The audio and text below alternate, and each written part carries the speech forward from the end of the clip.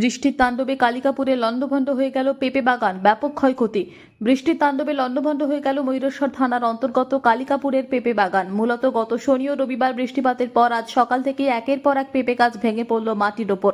এই পেঁপে বাগান থেকে মাসে প্রায় 6 কুইন্টাল করে পেঁপে সাপ্লাই দেওয়া হতো কোটাসুর ও ময়ূরেশ্বরের সবজি বাজারে।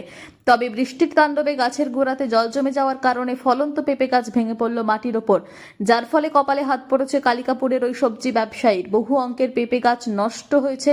এবার কিভাবেই বা পেঁপে সাপ্লাই দেবে, কিভাবে তার রুজি রুটি হবে সেটাই এখন দেখার।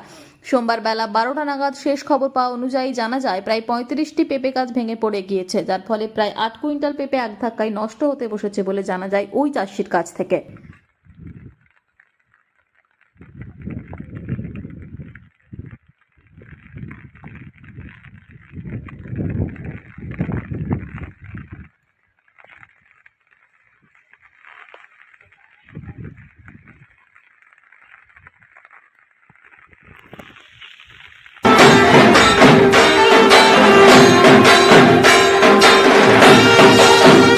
ডে 2 নিউজ টিভির পর্দায় সবাইকে শারদীয় দুর্গাপুজোর শুভেচ্ছা।